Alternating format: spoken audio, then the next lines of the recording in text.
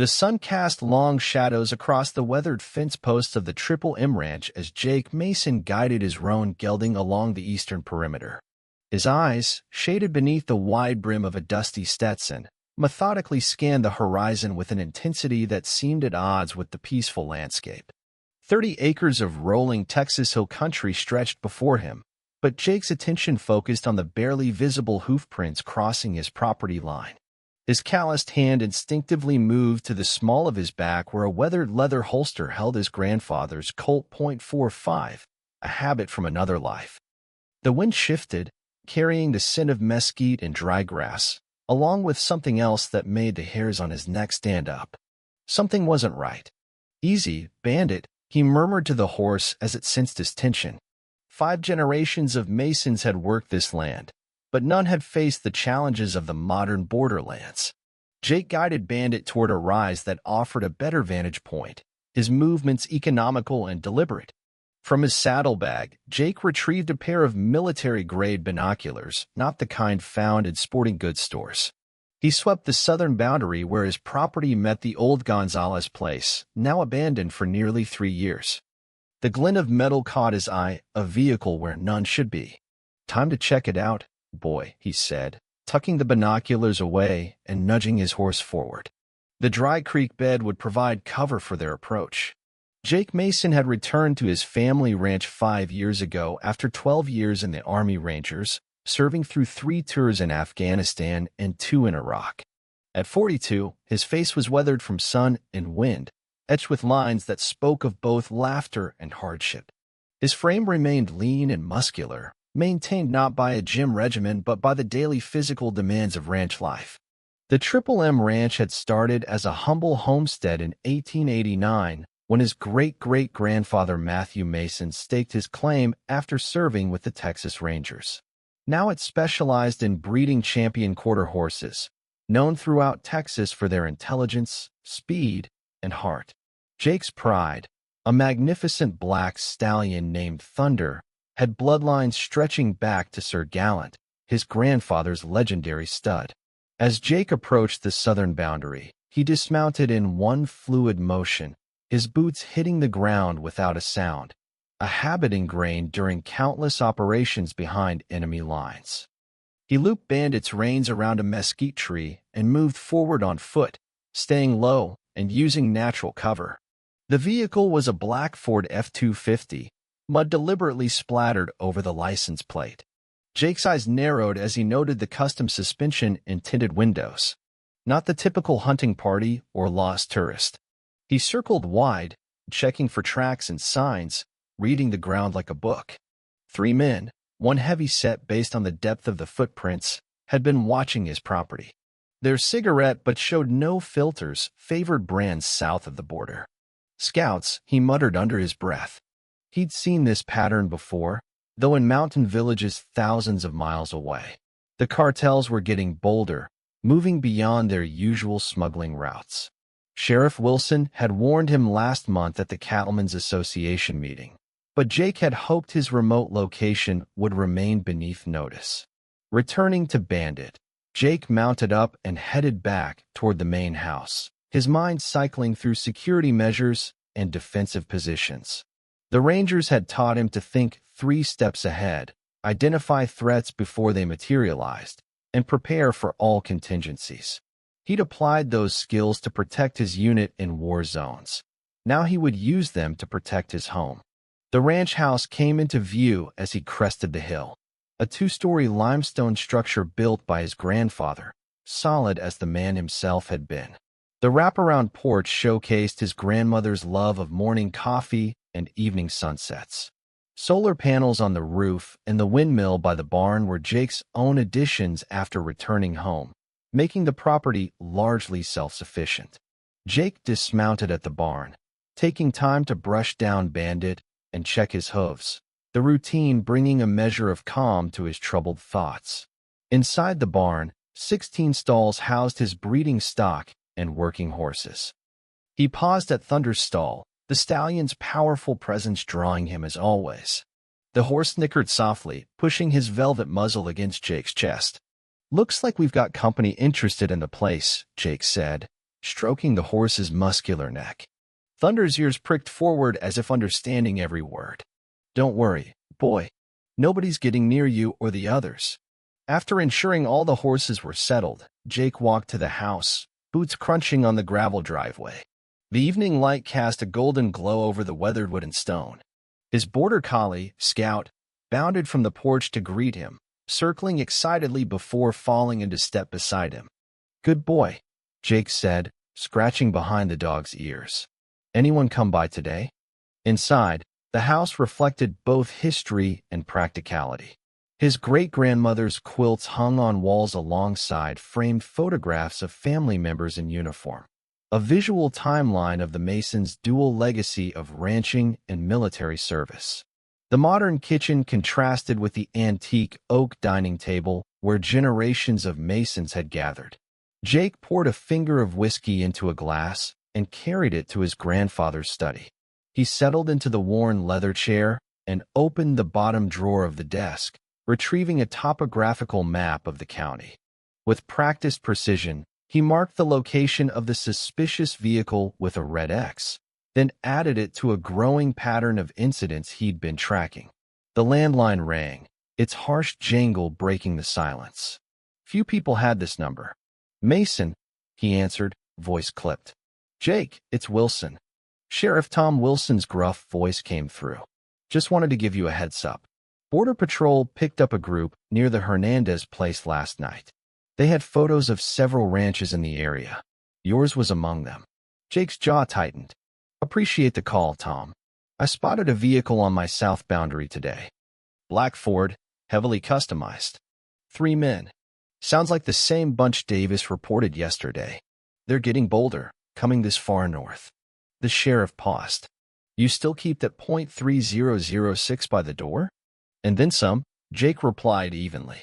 "Figured as much." Wilson chuckled without humor. "Listen, we're stretched thin with budget cuts. I've got 2 deputies covering the entire county tonight." "I understand," Jake said.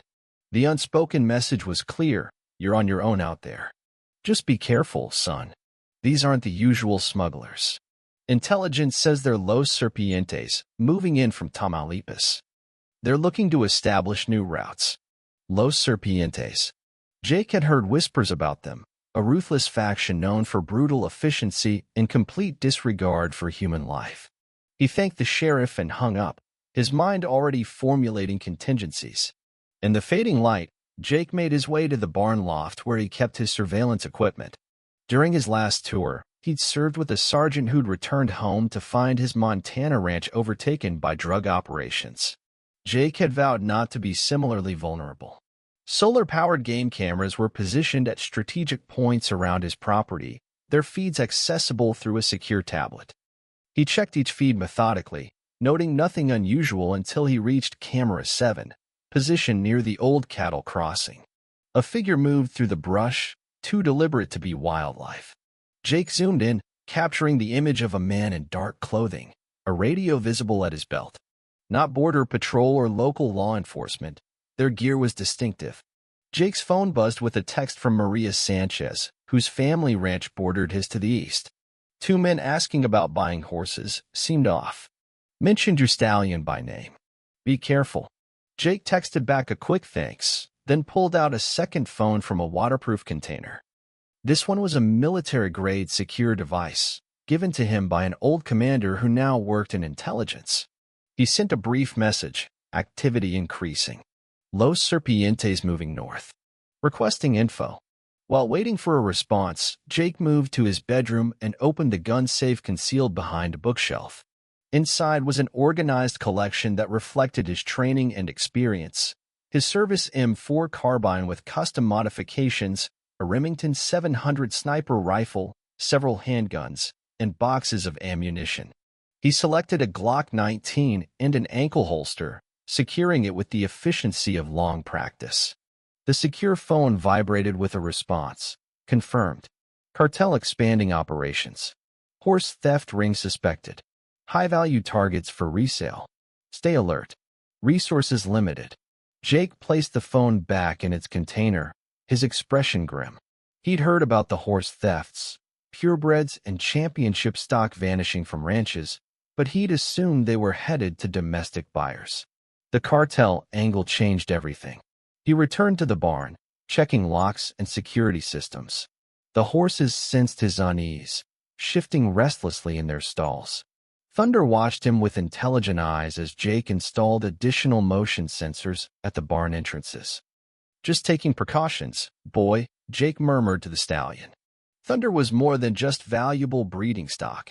He represented everything Jake had worked to rebuild after returning from war.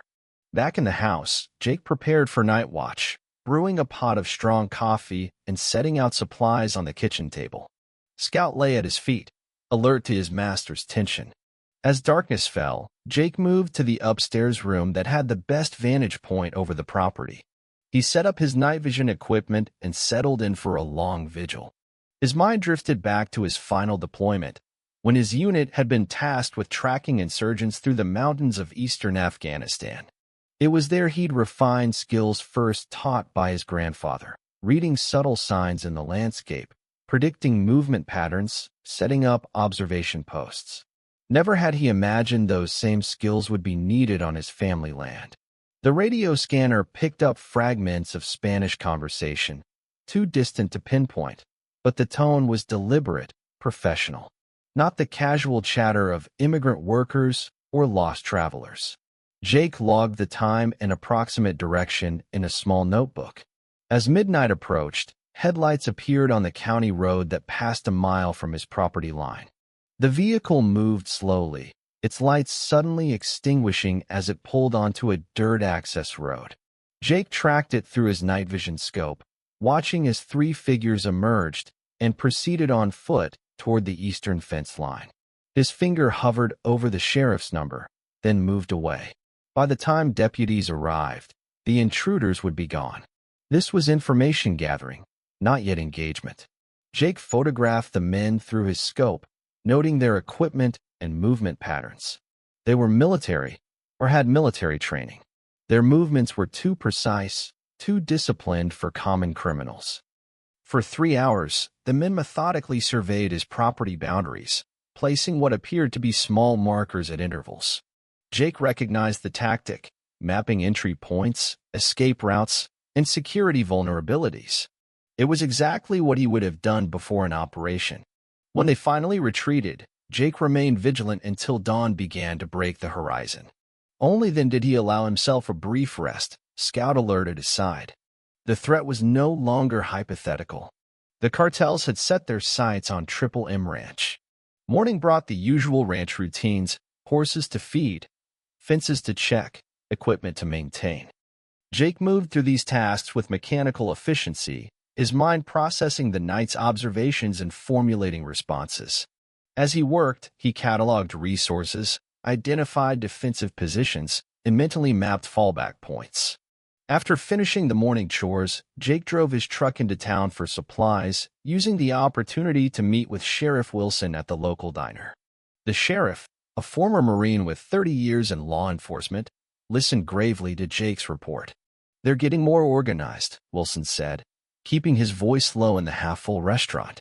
"Used to be they'd stick to their established routes, but now they're pushing into new territory. Your place is attractive, remote, good access to backcountry trails, valuable stock, and minimal law enforcement presence," Jake added without accusation. Wilson nodded tiredly. "County commissioners cut my budget again last month. I've got 4 deputies covering over 1,000 square miles." He sipped his coffee. "I've put in requests for state support, but you know how that goes." Jake understood all too well. His unit had often operated with insufficient support, making do with whatever resources they had. "I'm not looking for a fight, Tom, but I'm not giving up my land either." "I know that, son." Wilson's weathered face showed genuine concern. "Just remember you're not back in the sandbox. These cartel boys play by different rules. They don't care about collateral damage." "Neither did the Taliban," Jake replied evenly. After finishing his business in town, including a visit to the hardware store for additional security supplies, Jake drove back to the ranch. As he turned onto the gravel road leading to his property, He noticed fresh tire tracks overlapping his own from earlier. Someone had followed him to town and then returned ahead of him.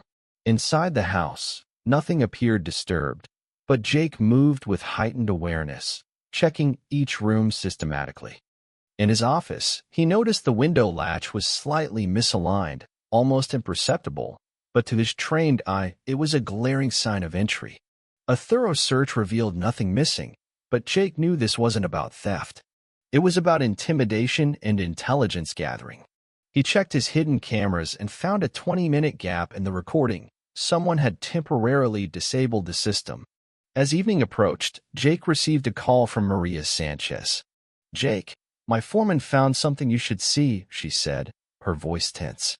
"Some men were asking about your breeding program, specifically Thunder. They claimed to represent a buyer from Mexico, but Miguel didn't believe them." "What did they look like?" Jake asked, already suspecting the answer. "City types, expensive boots, new trucks with Chihuahua plates." One had a scar from his eye to his jaw. Maria paused. "They offered way too much money, Jake. Nobody pays double market value unless something else is going on." Jake thanked her and promised to stop by the next day. After hanging up, he walked out to the paddock where Thunder was grazing. The stallion raised his head at Jake's approach, trotting over to the fence with the fluid grace that had made him a champion. As Jake stroked the horse's powerful neck, he made a silent vow. He had returned from war hoping for peace, but some battles, it seemed, followed you home. The skills he had hoped to leave behind would now serve a new purpose, protecting what was his. The cartel wanted his horses? They would learn that this cowboy had brought back more than just memories from his military service. Dawn broke over Triple M Ranch with a crimson glow that reminded Jake of Afghanistan's morning sky. Beautiful, yet somehow ominous. He'd slept in 2-hour intervals throughout the night, a patrol routine ingrained from his ranger days. Standing on the porch with a steaming mug of coffee, he observed 3 buzzards circling near the south pasture. Something was wrong. Jake whistled for Scout, who bounded from his bed near the kitchen stove. "Let's check it out, boy," he said, grabbing his rifle from beside the door, more from habit than immediate concern. The dog trotted ahead, nose to the ground, as Jake followed on foot rather than taking his ATV. Sound carried too easily in the morning stillness. The discovery turned his blood cold. A young heifer lay butchered near the fence line, its throat cut with surgical precision. This was no mountain lion or coyote kill. Jake crouched beside the carcass, examining the clean cuts. Whoever had done this knew exactly how to handle a blade. But it was what they'd left behind that sent a chill up his spine, a small metal serpent, no bigger than his thumb, placed deliberately on the animal's severed tongue. "Los serpientes," Jake muttered, recognizing the calling card from Sheriff Wilson's briefings. He photographed everything before burying the remains, careful not to disturb potential tracks. The message was unmistakable. "We can access your property at will." Scout growled low, eyes fixed on the tree line 200 yards south. Jake followed the dog's gaze, catching a flash of movement, someone watching. He raised his rifle, sighting through the scope, but the figure had already vanished into the dense brush. Back at the house, Jake downloaded the night security footage. The cameras had captured nothing at the south pasture, a blind spot he hadn't anticipated. Another professional touch. These weren't random criminals. They had conducted thorough reconnaissance. He immediately began planning additional camera placements to eliminate all blind spots. His secure phone vibrated with an incoming message from his former commander. "Horse theft ring confirmed. Targeting specific bloodlines. 12 championship horses missing across Texas in last 60 days. Cartel laundering through legitimate auctions in Mexico and Europe." The pieces clicked into place. Thunder's bloodline was worth millions in the right markets. The stallion had already sired 5 champions, with his stud fees commanding top dollar. In the hands of cartel breeders, he could generate substantial legitimate income perfect for laundering money while building their own valuable stock. Jake grabbed his truck keys, needing to see the neighbor who had reported the suspicious buyers. Maria Sanchez's ranch spread across 500 acres east of his property. Her family had been raising Andalusians for 3 generations, creating some of the finest Spanish horses in Texas. He found Maria in her training arena, putting a young mare through its paces. At 45, she moved with the grace of someone who had spent a lifetime in the saddle. Her dark hair was streaked with silver, pulled back in a practical braid. "Jake," she nodded, guiding the horse to the fence. "You got my message." "Came to hear more about these buyers," he said, leaning against the rail. Maria dismounted, handing the reins to her stable hand. "Let's talk inside." Her ranch house reflected her Spanish heritage, with tile floors and colorful woven rugs. On the walls hung photographs of championship horses alongside family portraits. She poured 2 glasses of iced tea and sat across from Jake at the kitchen table. "Miguel showed me security footage," she began, sliding her tablet toward him. "These are the men who came asking about horses." Jake studied the images, 3 men in their 30s, well-dressed in a way that screamed money rather than taste. The one with the scar stood slightly apart, surveying the surroundings while the others talked. "Military bearing," Jake noted. His eyes constantly scanned, never still. "They asked specifically about Thunder?" Jake asked, handing back the tablet. Maria nodded. "By name." Said their employer was interested in acquiring championship bloodlines. Offered $2 million cash. She met his gaze steadily. Nobody leads with an offer that high unless they don't intend to pay. Or they're not really buying the horse for breeding, Jake added. "That's what I figured." She sipped her tea. "Miguel said the scarred one kept asking about your security setup, how many hands you employ. When I heard, I sent them packing." Jake appreciated her caution. In the borderlands, neighbors looked out for each other. "They leave a business card, contact information?" "Nothing traceable. Just a first name, Raul, and a burner phone number." She hesitated. "Jake, 2 of Hernandez's best quarter horses disappeared last week. No broken locks, no signs of forced entry. Just gone." Jake's jaw tightened. Eduardo Hernandez ran a smaller operation 10 miles west. "Professional job?" "Sheriff thinks so. Too clean for amateurs." Maria leaned forward. "You've got cameras, I know, but these people, they have resources. Technology. They're not just thugs." On the drive back, Jake took a different route, watching his rearview mirror for tails.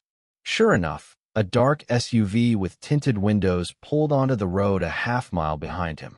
Jake made a sudden turn onto a county maintenance road, accelerating down the dusty track before cutting the engine behind an equipment shed. The SUV cruised slowly past the turnoff, hesitated, then continued down the main road. Rather than heading straight home, Jake drove to Sheriff Wilson's office in town. The department occupied a modest brick building that had once been the county courthouse. Inside, the air conditioning fought a losing battle against the Texas heat. Deputy Garcia nodded as Jake entered. "Sheriff's expecting you. Go on back." Wilson sat behind a desk cluttered with reports and coffee mugs. Maps of the county covered one wall, red pins marking recent incidents. Jake noted with alarm how many clustered around the border ranches found a calling card this morning. Jake said without preamble, showing Wilson the photos. "Butchered heifer, South pasture. Left their little serpent token." Wilson swore under his breath. "3rd one this month. They're marking territory." He pulled a file from his desk. "Got the lab report back on those hoof prints you found last week. Belongs to a specific type of horseshoe made in Guadalajara, high-end, custom work.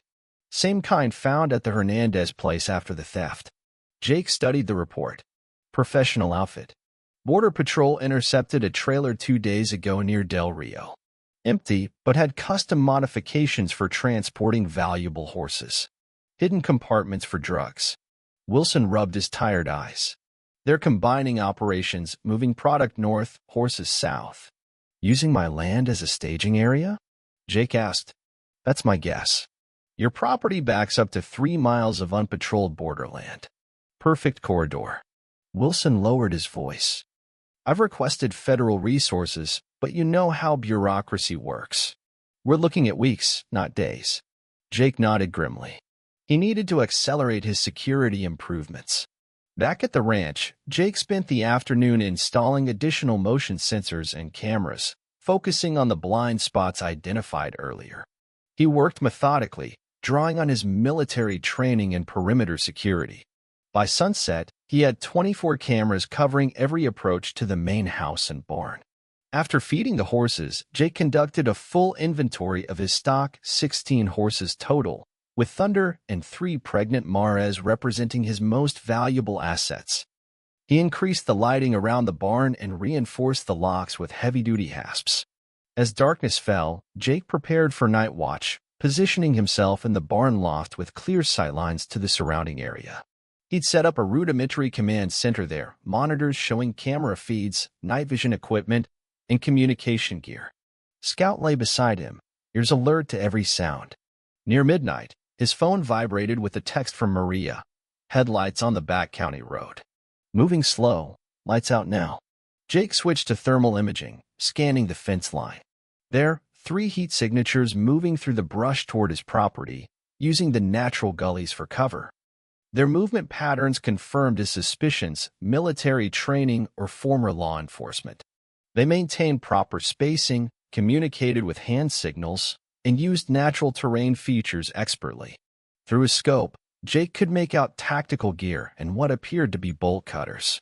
One carried a rifle slung across his back, while the others had visible sidearms. This was no simple reconnaissance. They were probing his defenses, perhaps planning entry points for a larger operation. Jake documented everything, capturing video and still images. He had no legal grounds to confront them. They remained just outside his property line, in the public easement alongside the county road. This was calculated. They knew exactly where his legal boundaries lay. For 2 hours, the men methodically surveyed his entire perimeter, paying particular attention to the paths leading to the barn. One used a laser range finder, measuring distances from cover positions to structures. They were planning something elaborate. When they finally retreated, Jake remained vigilant, suspecting the possibility of a diversion. His patience was rewarded when a single figure approached from the east side, the direction opposite from where the group had departed. This one moved differently, with even greater skill, barely disturbing the underbrush. Jake tracked the solitary intruder through his scope. The man carried a small device, methodically sweeping areas where Jake had installed sensors. He was hunting for security systems and finding them with disturbing efficiency. Ex-military, Jake muttered to himself, recognizing the tactics. The man located 3 of his newly installed cameras, each time marking the position without disabling it. This wasn't sabotage, it was intelligence gathering for a future operation. When the intruder finally departed, Jake remained in position until dawn, processing what he'd witnessed. The cartel wasn't just sending thugs. They were deploying trained operatives with specialized equipment and tactics.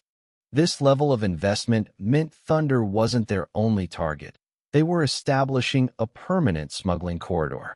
With the first light, Jake drove into town for supplies, taking a circuitous route to shake any potential surveillance. At the hardware store, he purchased additional security equipment, including heavy cable and specialized locks designed for horse trailers. The owner, Bill Harrington, raised an eyebrow at the quantity. Setting up Fort Knox out there, Jake? Just upgrading some systems. Jake replied evenly, not elaborating. Heard about Hernandez's horses, Bill said, lowering his voice. Bad business. Eduardo's beside himself. Jake nodded. Any word on strange vehicles in the area? Now that you mention it, Bill leaned closer. My nephew works the night shift at the gas station on Highway 16. Says he's been seeing fancy trucks with Chihuahua plates filling up around 2, 3 in the morning. Paying cash, no credit cards. How many? 4 or 5 different vehicles in the past week. All tricked out, custom paint jobs. Not your typical farm trucks. Bill finished boxing up Jake's purchases. Folks are getting nervous, Jake. Reminds some of the old timers of the 90s, when the first cartels started moving in. Jake thanked him for the information and loaded his supplies. As he closed the truck tailgate, he noticed a black Escalade across the street, 2 men inside watching him. When they saw him looking, they didn't avert their gaze, a deliberate intimidation tactic. Instead of reacting, Jake calmly took out his phone and photographed their vehicle, making sure they saw him do it. Then he walked to the sheriff's office and reported the surveillance, providing the license plate number and descriptions. "I'll run it," Wilson promised, "but I'm betting it's a rental or stolen. These guys don't make rookie mistakes." Jake's next stop was the local feed store, where the owner, James Parker, pulled him aside. "Had some fellows in here yesterday asking about your place," he said quietly. "Wanted to know your routine when you come to town. I didn't tell them squat." "Appreciate that, James." "What did they look like?" "City types. Expensive boots, too clean." One had a scar down his cheek, right out of jaw. Jake finished. James nodded. "That's him." Said they were looking to buy property in the area, wanted to know about the neighbors. He spat into a nearby trash can. Didn't believe that for a second. The pattern was clear. The cartel was gathering intelligence from multiple sources, building a complete picture of his operation and habits. Jake thanked James and headed back to the ranch, more convinced than ever that a move against his horses was imminent. At home, Jake received an unexpected visitor, Agent Carlos Ramirez from Border Patrol. The agent's SUV kicked up dust as it approached the house, official lights flashing briefly to identify itself before Jake's security cameras. "Mason," Ramirez nodded as he stepped out, removing his sunglasses. At 35, he had the weathered look of someone who spent most of his time outdoors. "Got a minute to talk?" Jake invited him inside, offering coffee, which Ramirez gratefully accepted. They had worked together occasionally when Jake reported suspicious activity near his property. "We intercepted a horse trailer near Eagle Pass yesterday," Ramirez began without preamble. "Two horses inside, sedated. Both reported stolen from ranches near Del Rio." He pulled out his phone, showing Jake photographs. "Custom trailer with hidden compartments. Found 30 kilos of cocaine and a dozen AR-15s. Jake studied the images. "Dual-purpose operation." "Exactly. They're using the horse thefts to cover the drug smuggling. Perfect legitimate reason to have trailers moving across the border." Ramirez sipped his coffee. "We've been tracking Los Serpientes for 18 months. They started in Tamaulipas, moved into Coahuila, now they're pushing north into Texas. Their leader, calls himself El Janit, has a thing for horses. The horseman," Jake translated, "used to be military, special forces. Got dishonorably discharged, went to work for the cartels. Built his own operation focused on border ranches." Ramirez fixed Jake with a serious look. "Your stallion's on their list, Mason. Confidential informant confirmed it 2 days ago. They're planning to take him within the week."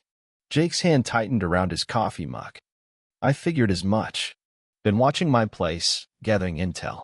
They're thorough," Ramirez agreed. "And they don't leave witnesses." The implication hung in the air. This wasn't just about stealing horses, it was about eliminating any resistance permanently.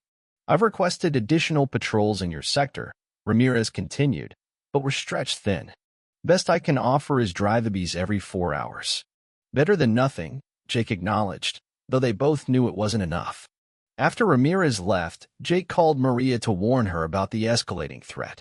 "Keep your hands close to the house after dark," he advised. "And maybe send your daughter to stay with her aunt in San Antonio for a while." "Already did," Maria replied. "Eduardo's staying with us tonight. Too shaken up to be alone after losing his horses. Jake, be careful. These aren't just thieves." That evening, Jake implemented additional security measures. He moved Thunder and his most valuable Maras to interior stalls where they'd be harder to access. He positioned battery-powered alarms on all approaches to the barn and set up military-grade tripwires that would activate lights and sirens if breached.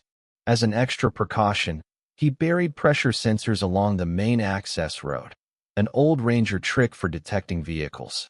Then he settled in for another night of vigilance, this time positioning himself in the house, where he had better command of all security systems. Around midnight, his tablet alerted him to movement at the southern fence line. The camera showed 2 men cutting through the wire, their movements efficient and practiced. Jake immediately triggered the exterior lights in that section, flooding the area with sudden brightness. The intruders dropped to the ground, then quickly retreated into the darkness. It was a test, Jake realized, probing his response time and security systems. He didn't pursue, knowing they'd likely set up a fallback position to observe his reaction. Instead, he documented the breach, planning to repair it in the morning. Let them think they'd identified a vulnerability. It could work to his advantage later. Throughout the night, his sensors detected similar probing attempts at various points around his property. Never a serious effort to penetrate deep, just testing his defenses. By dawn, Jake had identified 8 distinct approaches they'd examined, building a clear picture of their reconnaissance pattern.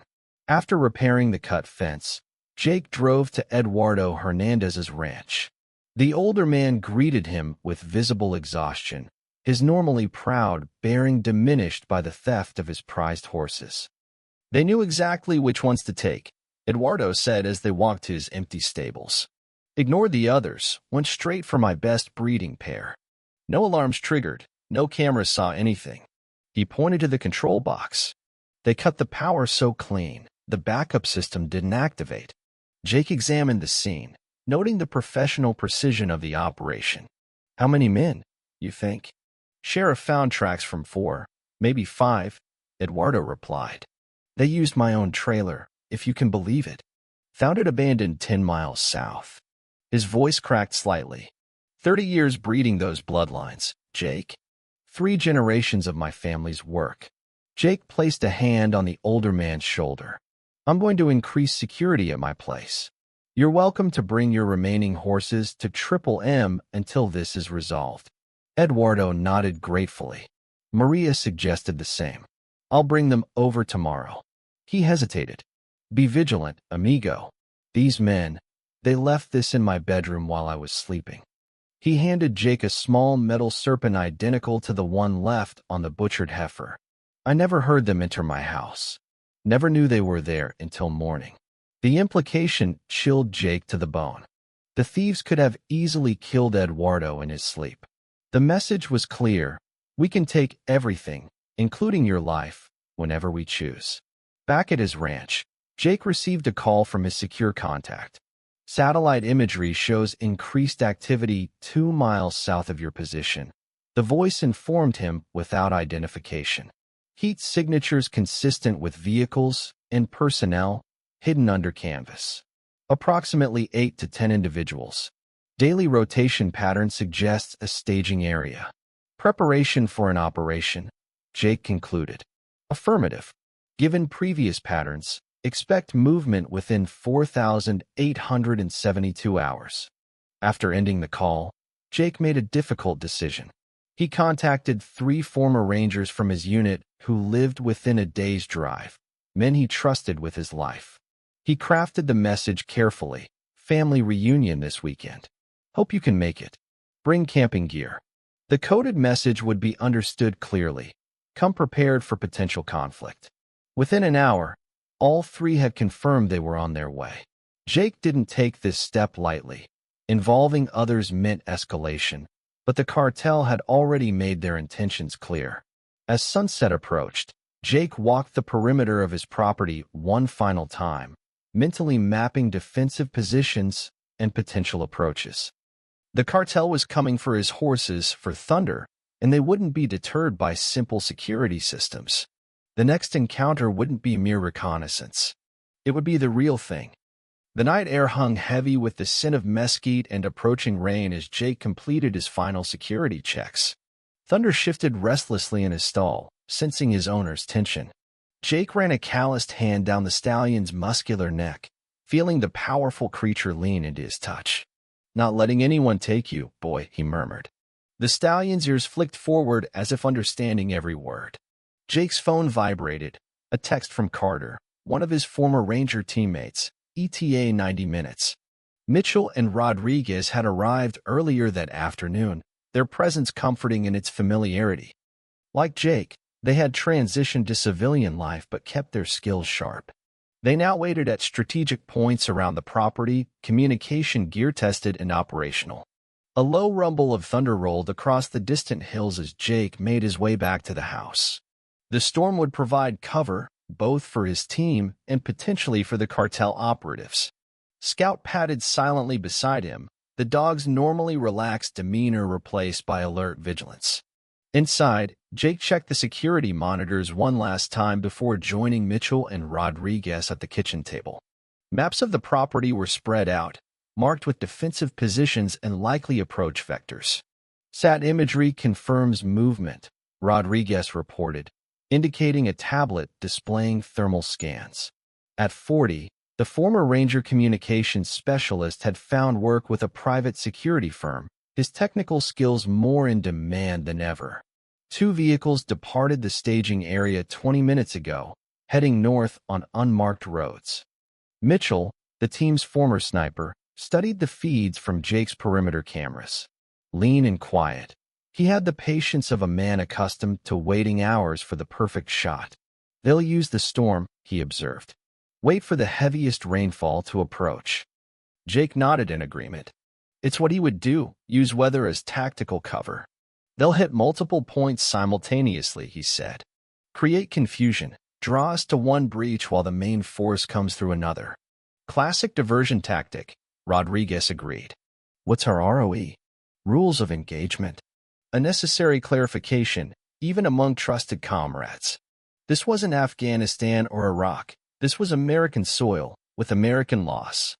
Jake had considered this carefully. Non-lethal response first, he said firmly. We document everything.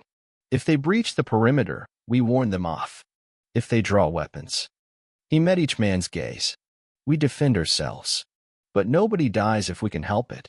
Both men nodded, understanding the legal and moral implications. They were here to prevent theft and protect lives, not escalate to deadly force unless absolutely necessary. A flash of lightning illuminated the kitchen, followed by a deep roll of thunder. The storm was moving in faster than predicted. Jake's phone buzzed with an automated alert from one of his sensors, motion detected at the south fence line, half a mile from the house. Right on cue, Mitchell murmured, checking his rifle. The security monitor showed shadowy figures moving through the brush, their heat signatures bright against the cooling landscape. Jake counted 6 men moving in a staggered formation, carrying what appeared to be long guns and equipment bags. Rodriguez, get to position 2, Jake ordered. Mitchell, stay on overwatch from the barn loft. I'll take the house and coordinate. Carter will join whichever position needs reinforcement when he arrives. The men moved out silently, rain beginning to patter against the tin roof as they disappeared into the darkness. Jake activated the property's external lights, illuminating the approaches to the house and barn in harsh white light that would destroy any night vision equipment the intruders might be using. Through his tactical headset, Jake heard Rodriguez report, second team approaching from the east. For men, similar equipment profile. 10 intruders total, a significant force for a horse theft operation. Jake checked the feeds from all cameras, noting the deliberate pace of the approaching men. They moved with military precision, maintaining proper spacing and using available cover. These weren't common criminals, they were trained operators. The rain intensified, sheets of water reducing visibility on the camera feeds. Jake switched to thermal imaging, tracking the heat signatures as they moved closer to the property's core. Lightning flashed, temporarily blinding the sensors. East team has breaching equipment, Rodriguez reported. Looks like they're targeting the barn directly. Jake made a quick decision. Fall back to secondary positions. Let them breach the outer perimeter. Sometimes the best defensive strategy was to allow a controlled penetration, funneling hostiles into predetermined engagement areas.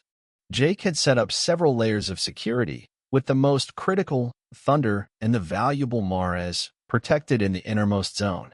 The first team cut through the fence with practiced efficiency, their movements economical and precise. Jake watched as they advanced toward the barn, clearly familiar with the layout of his property. Someone had provided them detailed intelligence. A powerful gust of wind rocked the house as the storm intensified. The rain hammered down in a deafening roar, providing perfect audio cover for the intruders. Lightning flashed continuously, creating a strobe effect across the sudden battlefield Jake's ranch had become. "They're splitting up," Mitchell reported from his position in the barn loft. "For heading for the main barn doors, 2 circling around to the back entrance." Through the camera feed, Jake watched as one man attached something to the main barn door, breaching charges designed to blow the locks without damaging the structure. These men had come prepared for serious resistance. "Hold positions," Jake ordered. "Let them commit to the breach." Thunder crashed directly overhead as the first explosive charge detonated, the sound nearly lost in the storm's fury. Jake watched the barn door swing open on the monitor, for men rushing inside with tactical precision, weapons raised. "They're in," Mitchell reported calmly, moving directly to Thunder's stall. "They know exactly where he is." Jake had anticipated this. "Spring the trap." Mitchell activated the pre-positioned flashbang devices Jake had installed earlier that day. The barn interior erupted in blinding light and disorienting sound, designed to incapacitate without permanent damage. Through the security feed, Jake watched the intruders stagger and fall, hands covering their eyes, momentarily helpless. "East team is redirecting to assist," Rodriguez reported, moving fast toward the barn. It was time to act. "Engage East team, non-lethal," Jake ordered, grabbing his rifle and moving toward the door. "I'm heading to the barn." The storm had reached its full fury, rain coming down in blinding sheets as Jake sprinted across the yard. Lightning struck a nearby oak tree, sending sparks and burning branches crashing to the ground. The elements themselves seemed to be joining the battle. Jake reached the barn side entrance as Rodriguez engaged the East team, firing specialized rounds that burst into blinding light upon impact near the intruders. The disorienting effect worked. The cartel operators dove for cover, their coordinated approach disrupted. Inside the barn, Jake found Mitchell having already zip-tied 2 of the stunned intruders. The other 2 had recovered enough to seek cover behind feed barrels and tack equipment, one firing a wild shot that splintered wood near Jake's head. "Federal agents," Jake shouted in both English and Spanish, using the confusion to his advantage. "Drop your weapons." The deception worked momentarily. Both men hesitated, clearly not expecting a federal response. Mitchell used the opportunity to target one with a beanbag round, dropping him to the ground with a grunt of pain. The remaining intruder raised his hands in surrender, realizing he was outmaneuvered.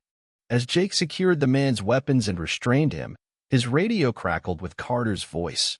"I've got movement on the north perimeter. Different approach vector. 2 vehicles, heavy engine signatures." Jake's blood ran cold. This wasn't just a coordinated theft attempt. It was a multi-phase operation with reserves. "Second wave," he realized aloud. "The first teams were meant to draw our attention and resources." "These aren't just cartel soldiers," Mitchell observed, checking one of the restrained men's equipment. "This guy's wearing body armor with specialized plate carriers. Former military, probably Mexican special forces." Jake quickly assessed the situation. They had neutralized 6 intruders, with 4 more engaged by Rodriguez near the east fence line.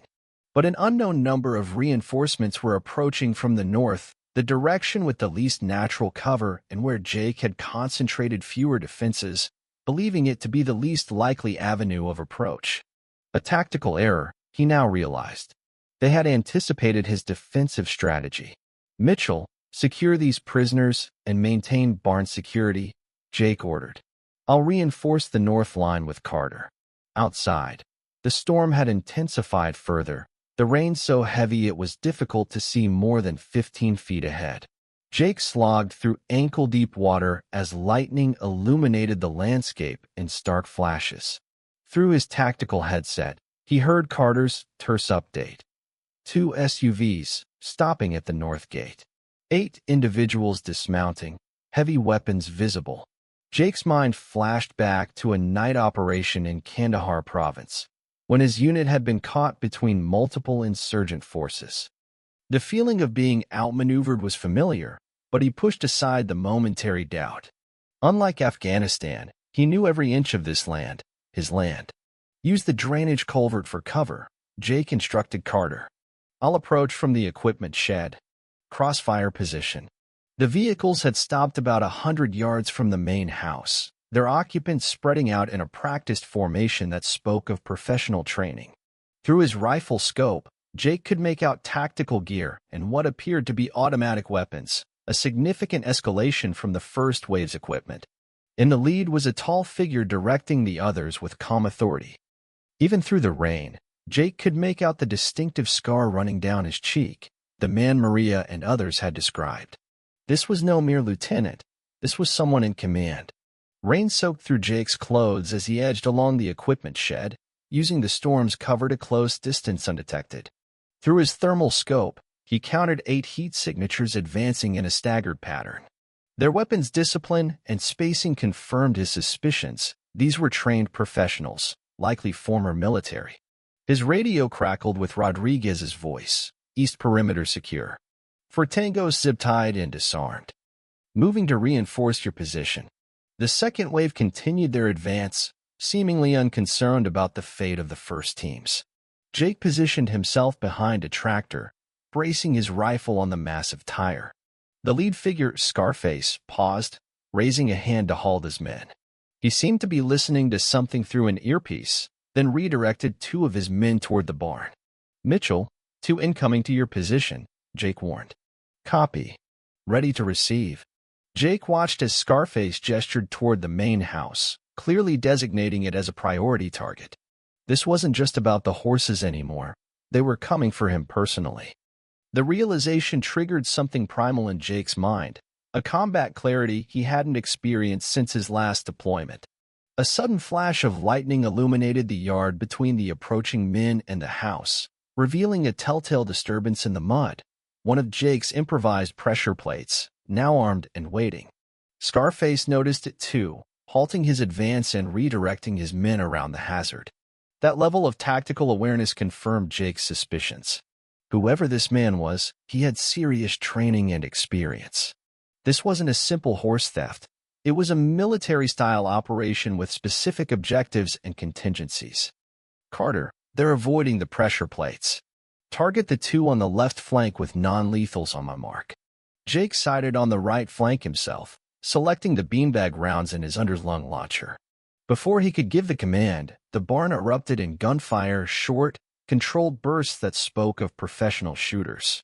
Mitchell's voice came through, tense but controlled, taking fire from multiple positions. They brought reinforcements through the south access. At least 4 more tangos. The operation had just escalated dramatically. What had begun as a theft attempt was rapidly transforming into a coordinated assault on multiple fronts. Jake felt a cold certainty settle in his gut.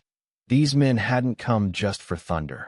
They had come to eliminate any resistance and establish dominance over his property. A memory flashed through Jake's mind. A village in Afghanistan, his unit surrounded by Taliban fighters who had used similar multidirectional tactics. The feeling of being outmaneuvered and outnumbered was familiar, but Jake pushed it aside. He had home field advantage here.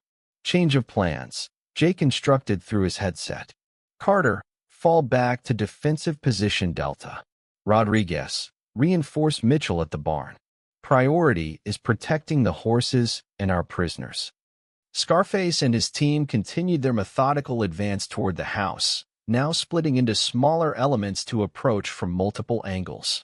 Jake observed their hand signals and movement patterns, definitely military training, likely Mexican special forces who had gone to work for the cartel.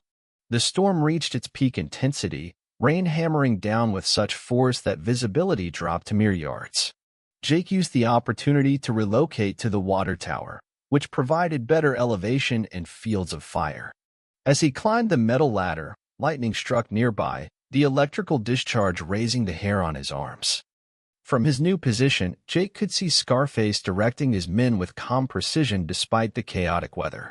2 approached the front door while others established covering positions. They were executing a textbook Brechenskler operation. Jake keyed his radio. They're hitting the house.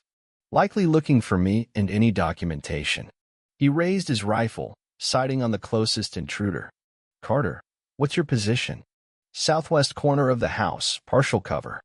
I have shots on 3 of them. Hold fire unless they engage, Jake instructed. Let's see what they're after. The first 2 men breached the front door with practiced efficiency, disappearing inside while their teammates maintained security outside. Through his scope, Jake watched Scarface speaking into a radio, likely coordinating with the team at the barn. Minutes later, the men emerged from the house, one carrying Jake's laptop and what appeared to be folders of documents. They reported to Scarface, who nodded and directed them back toward their vehicles. Jake made a split-second decision. Carter, disable their vehicles. Engine blocks only. 2 precision shots rang out, punching through the engine compartments of both SUVs. The effect was immediate. The cartel team scattered for cover, their orderly operations suddenly thrown into chaos. Scarface shouted orders, directing his men to defensive positions while attempting to identify the source of the shots. Jake used their momentary disorientation to change positions again, moving to the windmill tower that offered cover and elevation. The storm worked to his advantage, the howling wind masking his movement across the yard. His radio crackled with Mitchell's tense voice. Situation critical at the barn. They've breached the interior doors.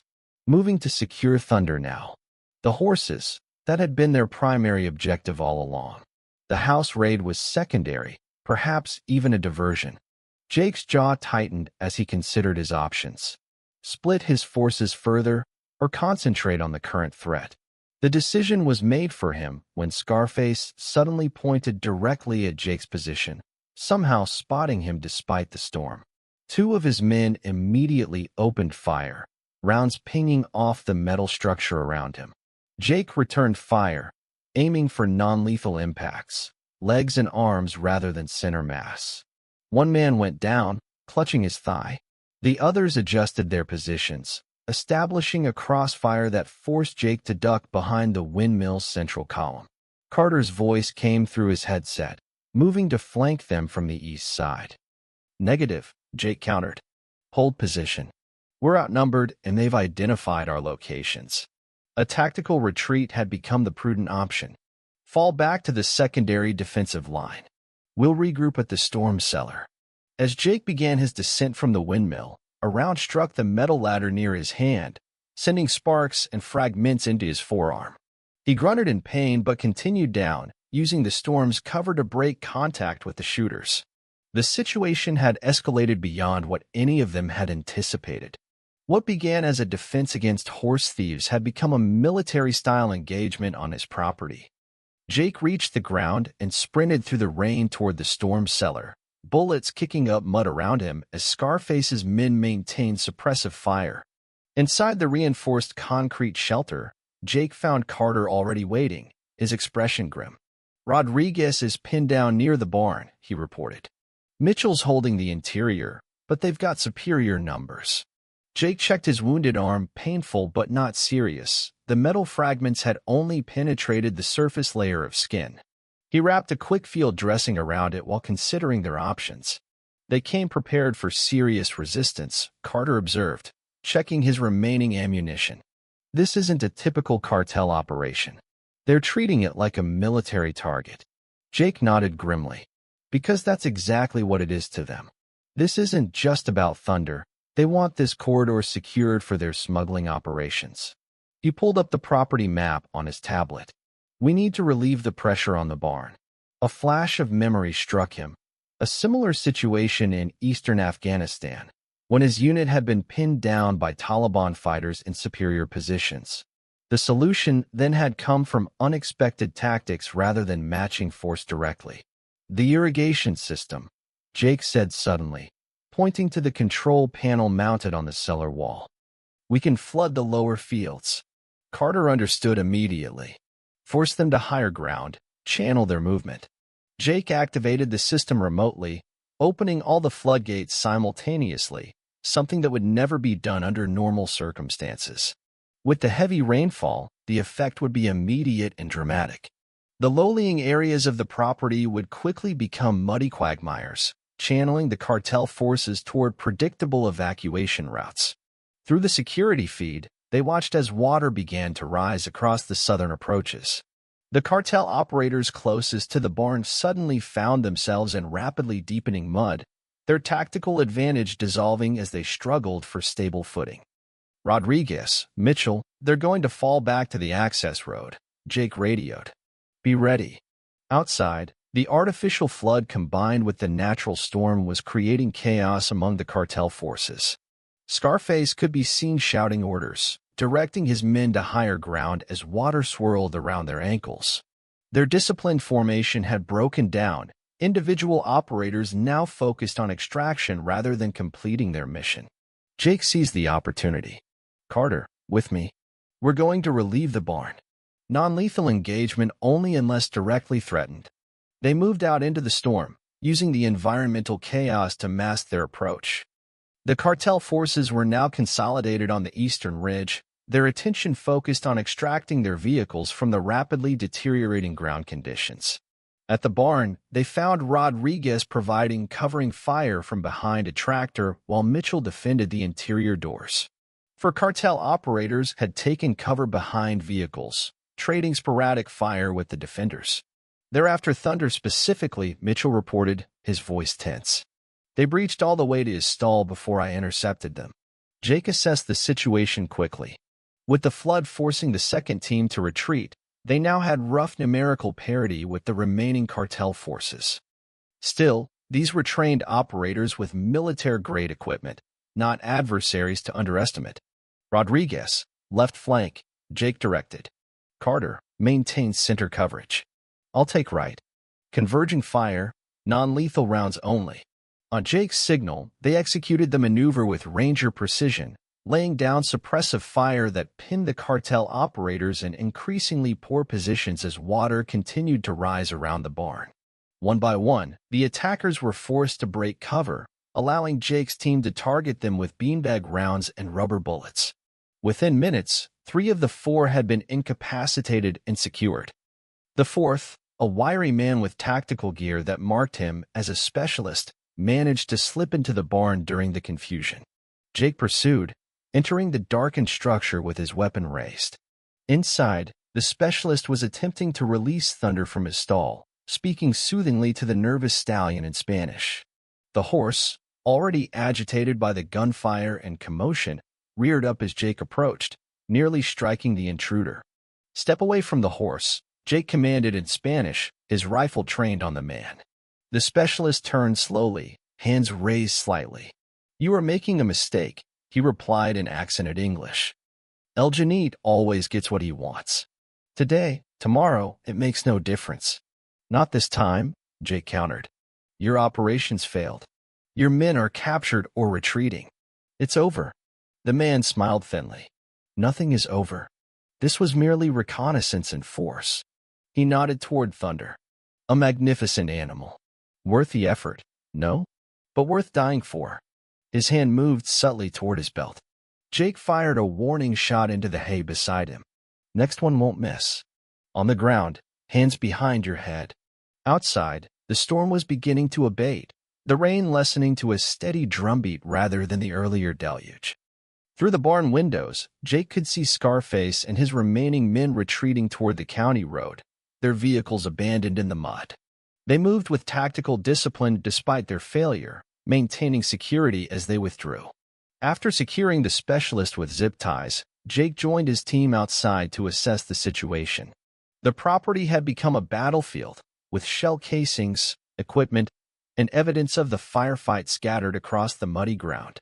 The artificial flooding had created a shallow lake across the southern pastures, washing away some evidence but effectively forcing the cartel to abandon their operation. 12 prisoners total, Rodriguez reported, wiping rain from his face. Various injuries, none life-threatening. We've secured their weapons and equipment. Jake nodded, watching as the last of Scarface's team disappeared into the distance. "They'll be back," he said quietly. This was just the first attempt. Mitchell joined them, his rifle slung across his chest. "What's the play now?" "Call the sheriff." Jake considered their options. They had successfully defended against a coordinated cartel operation and captured valuable intelligence, both human assets and equipment. but they had also engaged in armed combat on American soil against what were likely Mexican nationals. The legal implications were significant. "We call Sheriff Wilson," Jake decided. "Document everything exactly as it happened. Self-defense against armed intruders." As if on cue, sirens became audible in the distance. Either neighbors had reported the gunfire, or someone had been monitoring radio traffic. Jake sighed, knowing the coming hours would be filled with statements, evidence collection, and explanations. "Secure the prisoners in the equipment shed," he instructed. "Make sure they receive medical attention for any injuries. I want everything by the book." The first sheriff's vehicle appeared at the gate, followed by 2 Border Patrol SUVs. Agent Ramirez stepped out of the lead vehicle, surveying the aftermath with a professional eye. "Looks like you had quite a night, Mason," he observed, taking in the flooding, abandoned vehicles, and clear signs of combat. Jake nodded grimly. "They came for Thunder. Came in force." He gestured toward the equipment shed. 12 prisoners for you. Former military by their tactics, working for Los Serpientes." Ramirez's eyebrows rose. 12? That's significant. This wasn't just a theft attempt. "No," Jake agreed. "They were establishing territory. The horses were valuable targets, but secondary to securing a smuggling corridor." He pointed to the abandoned SUVs.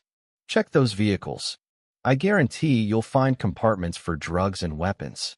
As law enforcement began processing the scene, Jake returned to Thunder's stall. The stallion was still agitated, but calmed somewhat at his owner's familiar presence. Jake stroked the powerful neck, feeling the muscles gradually relax beneath his touch. "Not letting anyone take you, boy," he murmured, echoing his words from earlier in the evening. The battle had been won, but Jake harbored no illusions. This was just the opening skirmish in what promised to be a longer conflict. Scarface, likely a direct representative of El Janit himself, had escaped with first-hand intelligence about Jake's defenses and capabilities. The next attempt would be different, more calculated, more deadly. As thunder rumbled in the distance, Jake made a silent vow.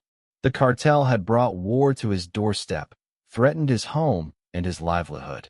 They had miscalculated badly if they thought a former ranger would simply surrender what was his. The night's events had awakened something in Jake that had lain dormant since his return from Afghanistan. A cold, tactical clarity that had once made him one of the Army's most effective operators. If it was a war El Janit wanted, it was a war he would get. Dawn broke over Triple M Ranch, revealing the full extent of the previous night's battle. Jake stood on his porch, coffee mug in hand, surveying the damage. The southern pastures remained partially flooded, the abandoned cartel vehicles half submerged in muddy water. Yellow crime scene tape fluttered around key areas where Border Patrol and sheriff's deputies continued to process evidence. The official response had been larger than Jake anticipated. In addition to local law enforcement, a team from the DEA had arrived shortly after midnight, their interest piqued by the connection to Los Serpientes. They'd spent hours documenting the scene, collecting ballistics evidence, and interviewing Jake and his former ranger teammates. Agent Ramirez approached from the barn, his uniform splattered with mud. "Final count is 14 detainees," he reported.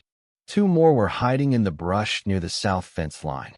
"Medical teams treating their injuries now." Jake nodded, taking a sip of his coffee. "Any word on the ones who escaped?" Border Patrol intercepted a vehicle 10 miles south carrying 3 individuals matching your description, including the scarred man. They abandoned the car and fled on foot into the brush country. "We've got search teams out, but..." Ramirez shrugged, the gesture conveying the difficulty of tracking anyone through the vast borderlands. "They'll be back across the border by now," Jake concluded. "Probably." Ramirez looked at him carefully. "This wasn't just about your horses, Mason. The intelligence we gathered from the prisoners confirms it.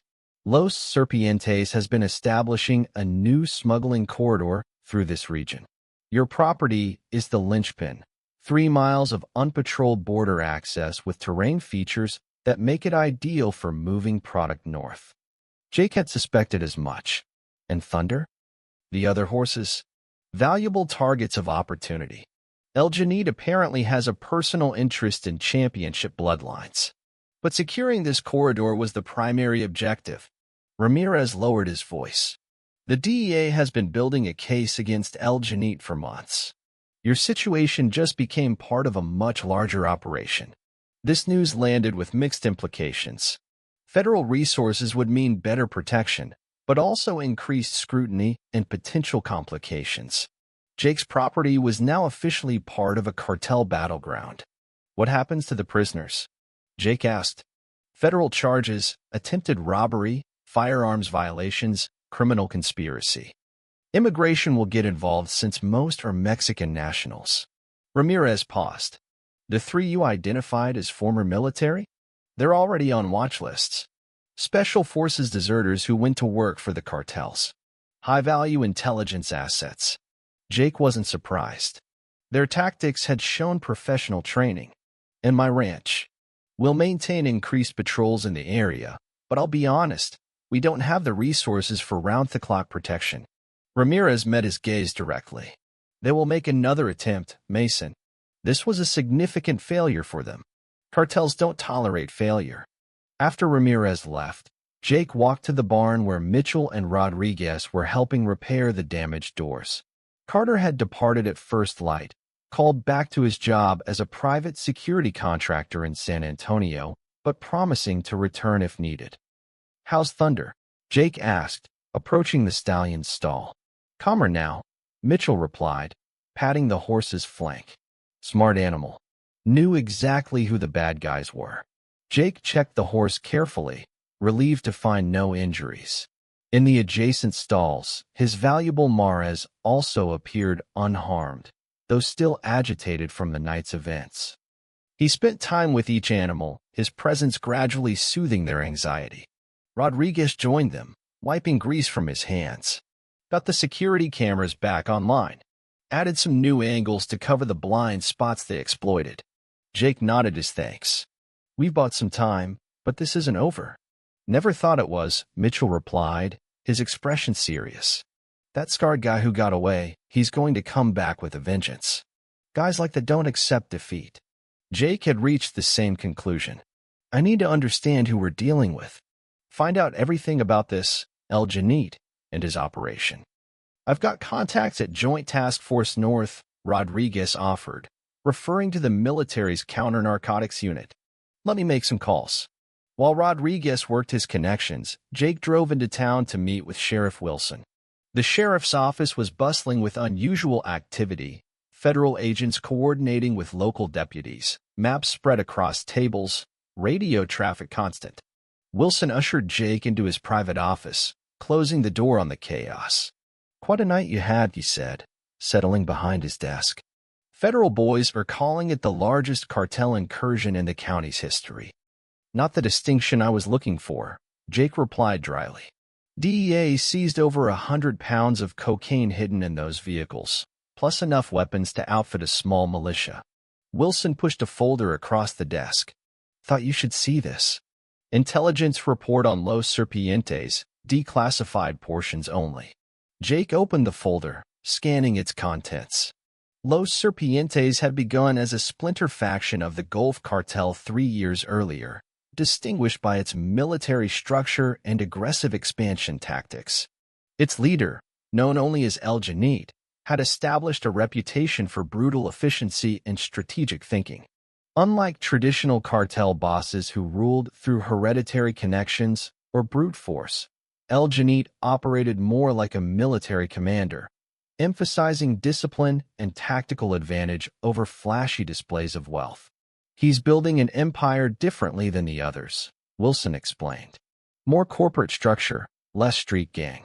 Recruiting former military, establishing legitimate business fronts, including, he tapped the page, luxury horse breeding operations that launder money while generating actual profit. A photograph showed aerial views of a massive ranch in Coahuila, Mexico. The compound featured extensive stables, training facilities, and what appeared to be a private racetrack. Armed guards patrolled its perimeter. El Rancho del Janit, Wilson said. His headquarters and primary horse breeding facility. Intelligence indicates he's collected over 30 championship horses in the past 18 months, many of them stolen from Texas ranches. Jake studied the compound layout with a professional eye, noting defensive positions, access routes, and potential vulnerabilities.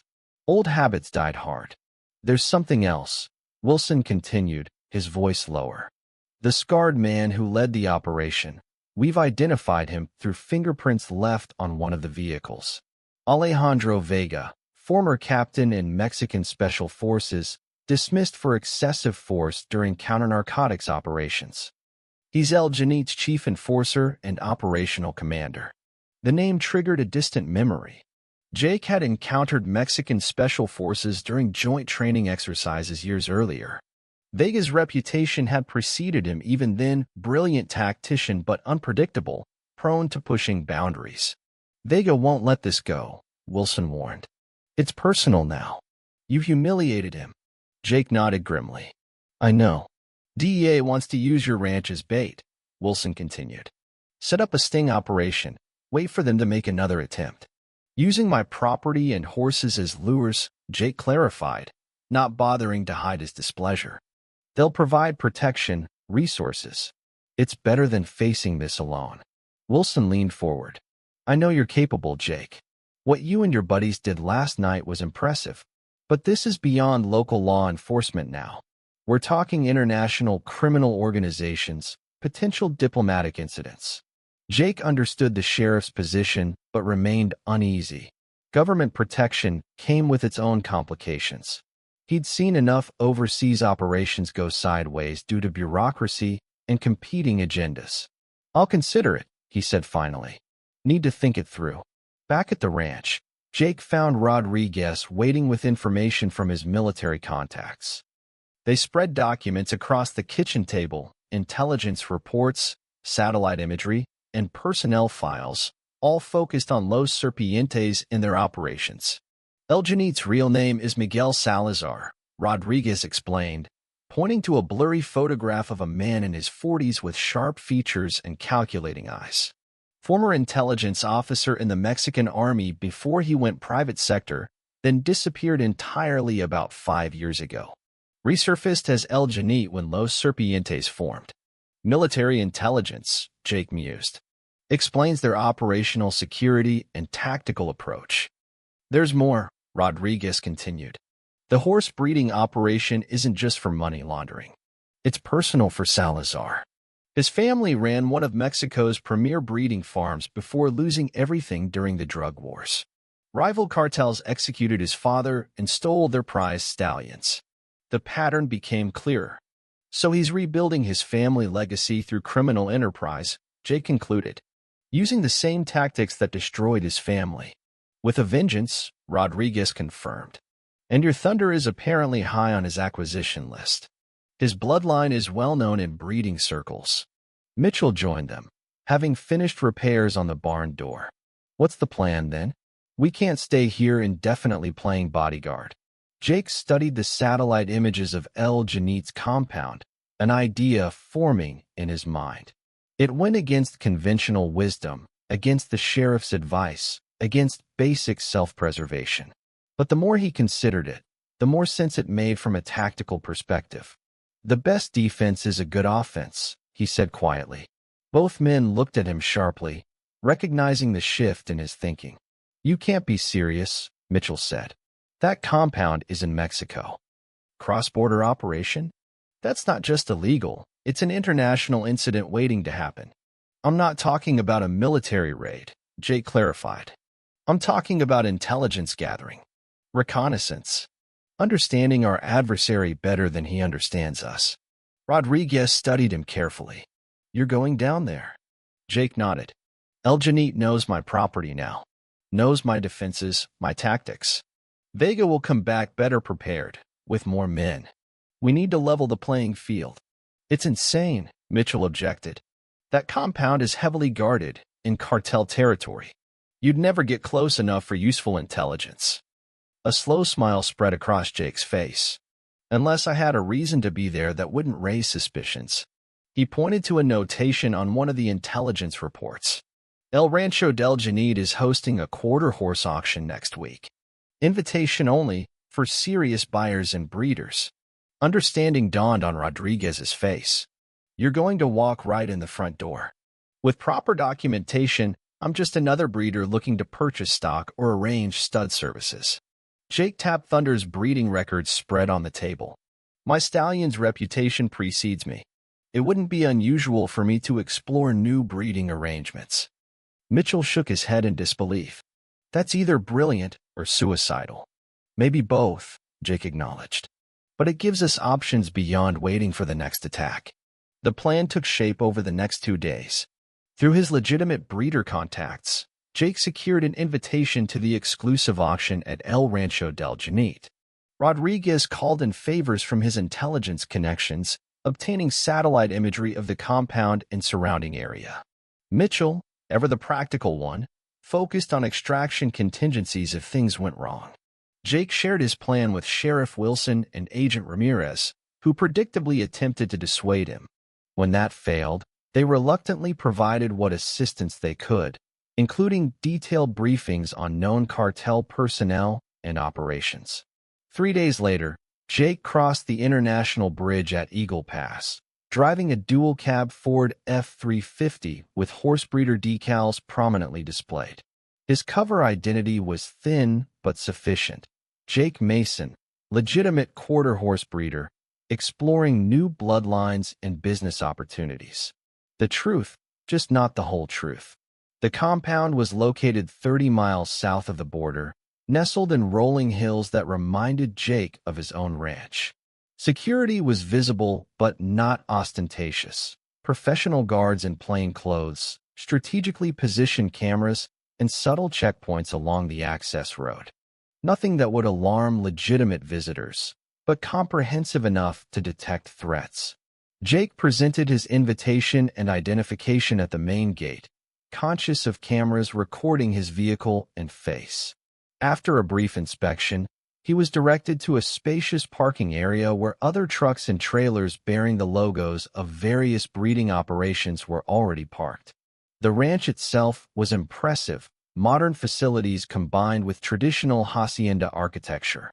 Manicured grounds led to extensive stables, training arenas, and a central courtyard where the auction would take place. Staff in crisp uniforms directed visitors, offering refreshments and guided tours of the facilities. Jake moved through the environment with the confidence of someone who belonged, nodding to other breeders, some of whom he recognized from legitimate competitions. He cataloged security measures without appearing to study them, noting guard positions, camera placements, and access points.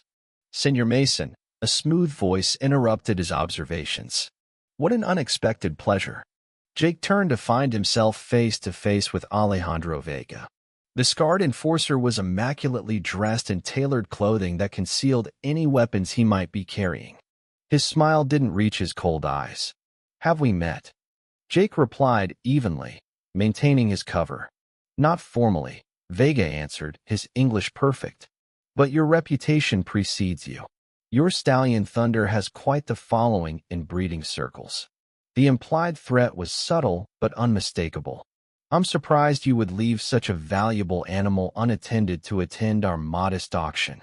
Business continues, Jake replied with a shrug. And I've taken appropriate security measures. Vega's smile tightened. Of course, one can never be too careful these days. He gestured toward the main hacienda. El Janit would be honored if you would join him for lunch before the auction begins. He's quite the admirer of quality horseflesh. The invitation was the last thing Jake had expected, but potentially the perfect opportunity to gather intelligence on his adversary. He nodded his acceptance, calculating risks against potential rewards. Vega led him through the main house, a blend of traditional Mexican architecture and modern luxury. Security was present but discreet. Professionals who watched without appearing to stare, positioned at key intersections and doorways. They emerged onto a private terrace overlooking the training rings where handlers exercised magnificent horses. At a table shaded by flowering vines sat a man Jake recognized from the intelligence photos, Miguel Salazar, better known as El Janit. "Mr. Mason," Salazar rose, extending his hand. "Welcome to my home. Please, join me." Up close, El Janit was younger than Jake had expected, perhaps early 40s, with the lean physique of a rider rather than the soft prosperity of typical cartel leaders. His handshake was firm, his English impeccable with only the slightest accent. "Your reputation as a breeder is well known," Salazar continued as Jake took a seat. "Thunder's bloodline is exceptional. I understand he's sired multiple champions." "5 so far," Jake confirmed, playing his role while studying the man across from him. "With more in development." "Remarkable animal," Salazar nodded appreciatively. "I'm always seeking to improve my stock. Perhaps we might discuss breeding arrangements?" The conversation continued in this vein. Two professional horsemen discussing bloodlines, training techniques, and breeding strategies. Jake found himself reluctantly impressed by Salazar's knowledge. This was no dilettante using horses as a money-laundering front. He genuinely understood and appreciated the animals. Servants brought an elaborate lunch, during which Salazar steered the conversation toward Jake's ranch. "I understand you're facing challenges with security," he observed casually.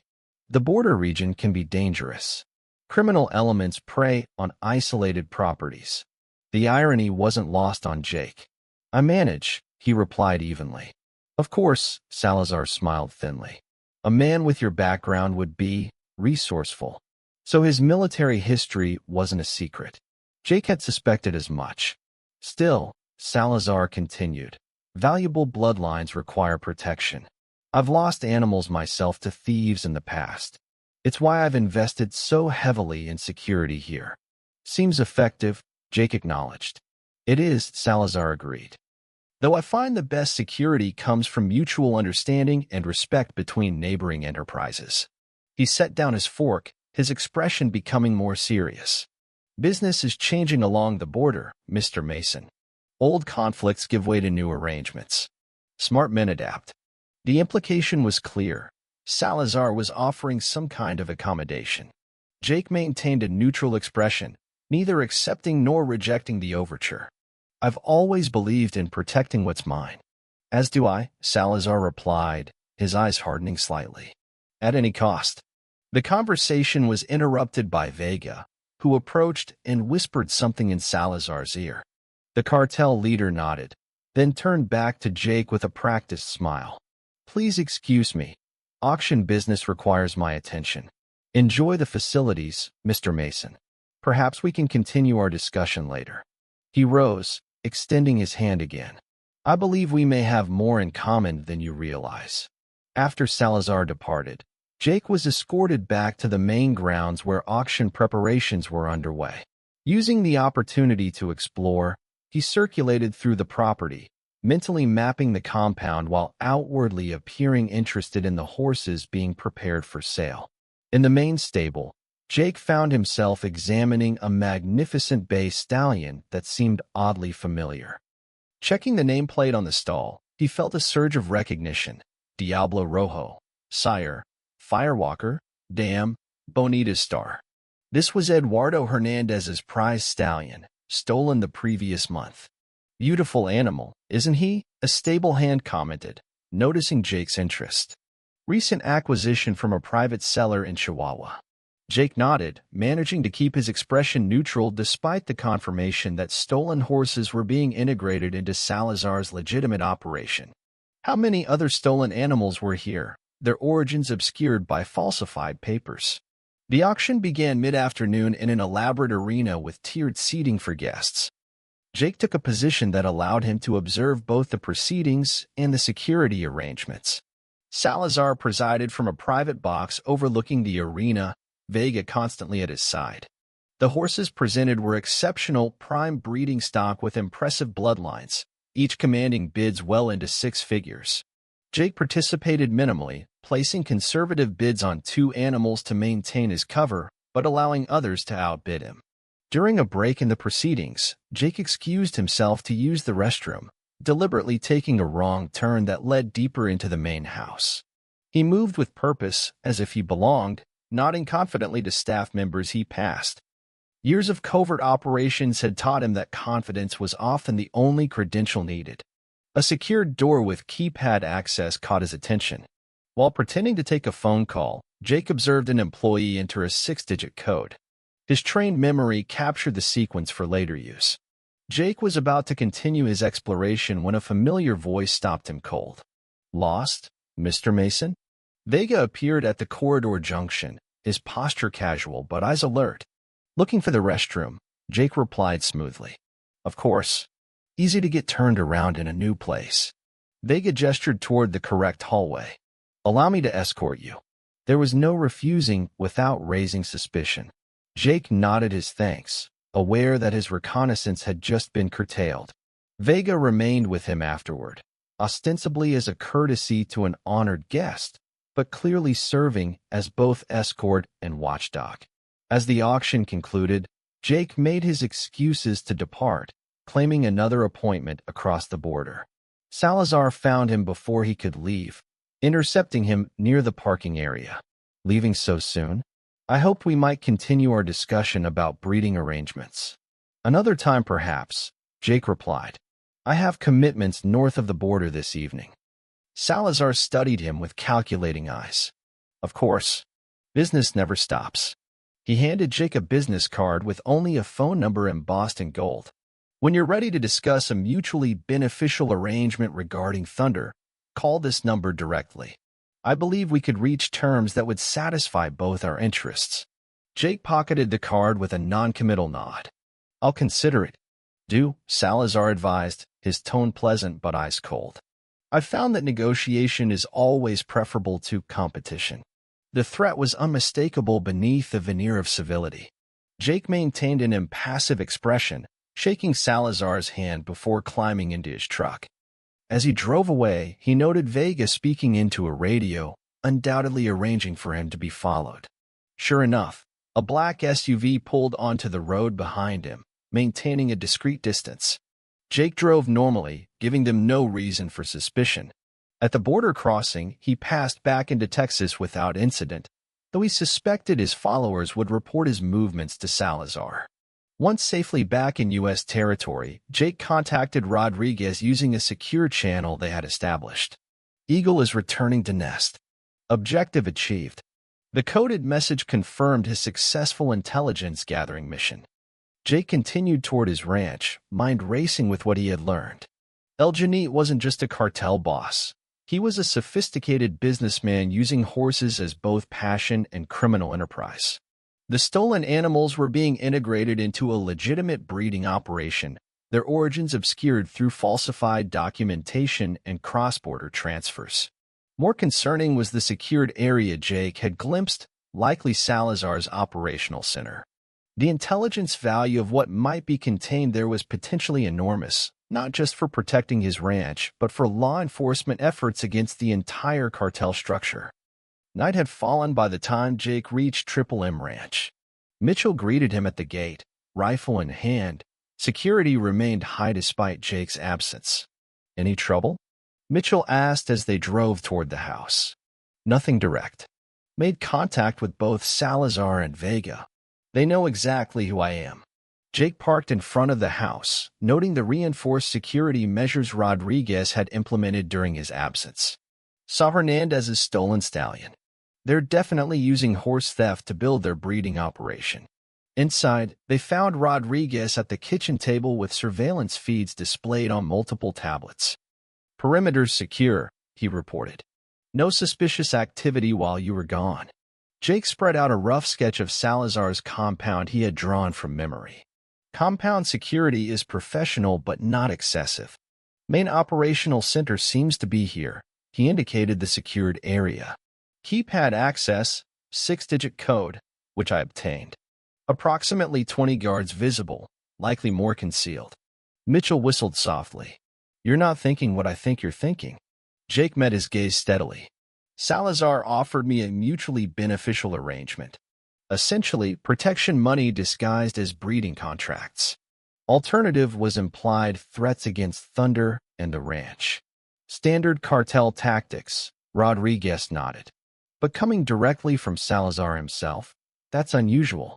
He normally operates through intermediaries. He's serious about Thunder, Jake confirmed. Wants the bloodline for his operation. So what's the play? Mitchell asked. You can't seriously be considering going back there. Jake's expression hardened. Defensive posture hasn't worked.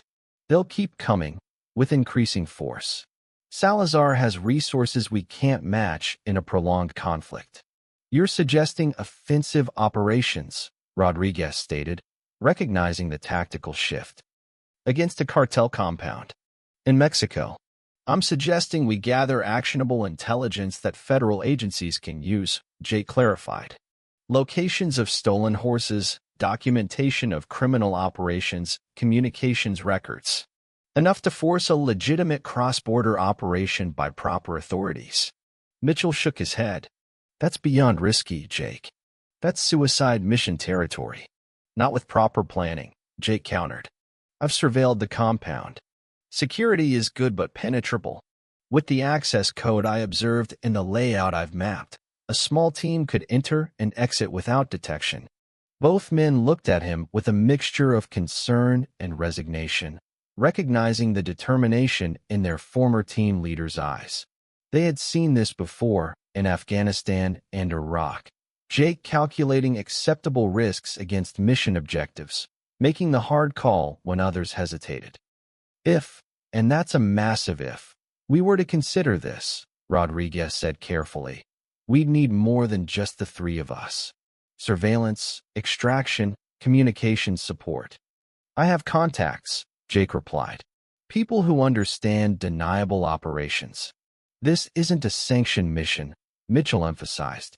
No official support, no QRF if things go sideways, no diplomatic protection if captured. I'm aware of the risks, Jake acknowledged. But continuing as we are means eventual defeat. Salazar won't stop. Vega won't stop. They've marked this territory as essential to their operations, and Thunder as a priority acquisition. The three men fell silent, the weight of the decision hanging in the air. This wasn't Afghanistan, where they had operated with the full backing of the U.S. military. This would be an unsanctioned incursion into foreign territory against a well-armed criminal organization with potential ties to corrupt officials. I need to make some calls, Rodriguez finally said. If we do this, we need satellite support, real-time intelligence, and a solid extraction plan. And we need to bring in Sheriff Wilson and Agent Ramirez, Jake added. Not for operational involvement, but they need to know enough to capitalize on whatever intelligence we secure. Mitchell rubbed his face tiredly. I must be insane for even considering this. Jake clapped him on the shoulder. Wouldn't be the first time we've done something crazy. As the night deepened, the three former Rangers continued planning, drawing on years of operational experience and shared combat history. What had begun as a simple defense of Jake's horses had evolved into something far more complex, a direct challenge to a rising cartel power. Jake stepped outside for a moment, the cool night air helping to clear his head. From the barn came Thunder's soft nickering, the stallion sensing his master's presence even at a distance. Jake looked up at the stars, so similar to those he had observed during night operations halfway around the world. He had returned from war seeking peace, hoping to leave violence behind. Yet here he was, planning what amounted to a covert military operation on his own initiative. The irony wasn't lost on him, but some threats couldn't be avoided or accommodated. Salazar had made his intentions clear: submit or be overwhelmed. Jake Mason had never been good at submission. As he turned back toward the house where his teammates continued planning, Jake felt a familiar clarity settle over him. The battlefield had changed, but the principles remained the same. Identify the threat, develop intelligence, plan meticulously, execute decisively. El Janit was about to learn that some targets were more dangerous than they appeared. 3 days after Jake's reconnaissance of El Rancho del Janit, a carefully orchestrated operation unfolded in the pre-dawn darkness. Jake, along with Mitchell, Rodriguez, and 2 additional former special operators they had brought in, crossed the Rio Grande 6 miles downstream from the nearest official checkpoint. Their equipment was minimal but specialized: tactical communications, night vision, and small arms for emergency use only. The mission was strictly intelligence gathering. Penetrate Salazar's compound, access his secure office area, document evidence of criminal operations, and extract without detection. The intelligence would then be handed over to federal authorities who could pursue legitimate enforcement actions. Sheriff Wilson and Agent Ramirez had been briefed on a need-to-know basis, enough to prepare them to act on whatever intelligence was secured, but with plausible deniability regarding the method of acquisition. Both men had objected strenuously to the plan, then pragmatically provided what assistance they could without crossing legal boundaries. The operation succeeded beyond expectations. Using the access code Jake had memorized and the compound layout he had mapped, the team infiltrated the secure area and documented extensive evidence. Ledgers tracking stolen horses, smuggling routes, corrupt officials on payroll, and detailed financial records. Digital copies were secured, along with photographs of physical evidence too bulky to remove. Most significantly, they discovered and documented 4 of Eduardo Hernandez's stolen horses, positively identified by distinctive markings and microchip numbers. The evidence was irrefutable and would force federal agencies to act. The team extracted without incident, crossing back into U.S. territory before sunrise. By noon, the intelligence package had been delivered to federal authorities through Sheriff Wilson's secure channels. The response was swift and overwhelming. Within 48 hours, a joint task force of DEA, FBI, and Mexican federal police. Salazar escaped, but Vega and numerous other high-ranking cartel members were captured. Authorities seized computers, documents, and, most importantly to Jake, recovered 28 stolen horses, including Eduardo's prized animals. News of the raid dominated local headlines for days. Jake watched the coverage with grim satisfaction, knowing that while Salazar remained at large, his operation had been severely damaged. The carefully cultivated image of legitimate businessman had been shattered, and millions in assets had been frozen or seized. A week after the raid, Eduardo Hernandez embraced his recovered stallion in Jake's barn, tears streaming unashamedly down the older man's weathered face. "How can I ever repay you?" he asked, his voice thick with emotion. Jake shook his head. "No repayment necessary. Neighbors look out for each other." The recovered horses remained temporarily at Triple M Ranch while Eduardo rebuilt his security systems. The arrangement created an unexpected community response.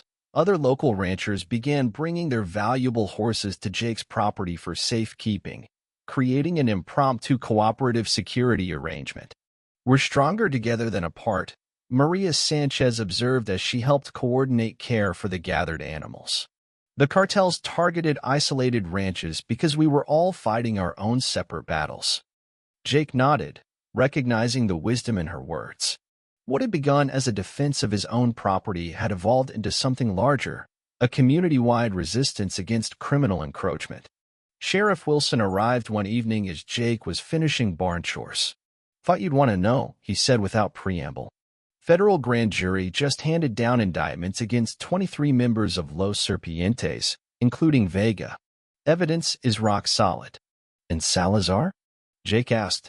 "Still in the wind, but his operation is crippled." Wilson studied Jake carefully. "Nobody's asking too many questions about where that initial intelligence came from. Some things are better left unexamined." Jake appreciated the sheriff's discretion.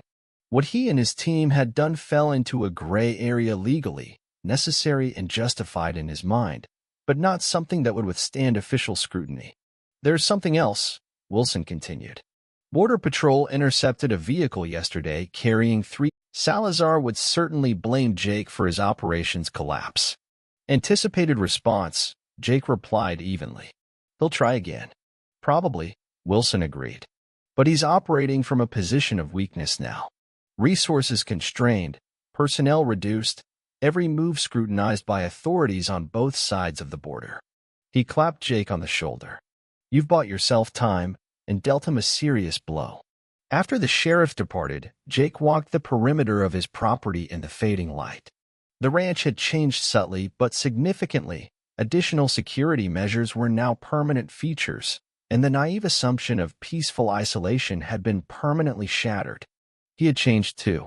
The civilian identity he had carefully constructed after leaving the Rangers had been overlaid with something more complex, a blend of rancher, protector, and reluctant warrior.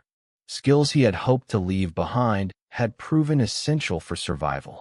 At the barn, he found Thunder in the paddock, the stallion's powerful presence commanding as always. Jake leaned against the fence, watching as the horse trotted over to greet him. "Quite a journey we've had, boy," he murmured, stroking the animal's muscular neck. The following morning, Rodriguez arrived with news. Satellite picked up activity at one of Salazar's secondary compounds near Piedras Negras, he reported, spreading surveillance photos across Jake's kitchen table. "He's regrouping, but with limited resources. Mexican authorities have frozen most of his legitimate accounts. He'll rebuild," Jake observed. "Men like him always do." "Yes, but from a significantly weakened position. And the Joint Task Force has him as a priority target now." Rodriguez studied his friend. "You know he still blames you personally. This isn't over." Jake had reached the same conclusion. "I know. So what's next?" Rodriguez asked. "You can't live indefinitely on high alert."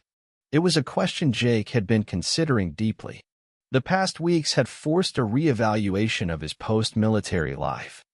The peaceful retirement he had envisioned had proven illusory, perhaps had always been unrealistic given his skills and the realities of the borderlands.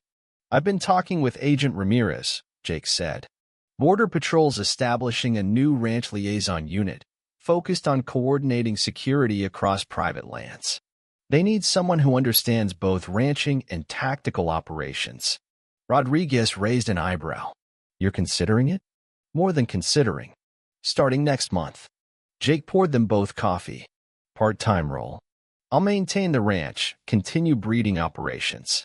But I'll also help coordinate security across the border ranches, train owners in defensive measures, serve as a communications link between ranchers and federal agencies." "Formalizing what you've already been doing informally," Rodriguez nodded approvingly. "Makes sense. The border's changing," Jay continued. "Cartels are evolving, becoming more sophisticated. Traditional enforcement isn't enough anymore.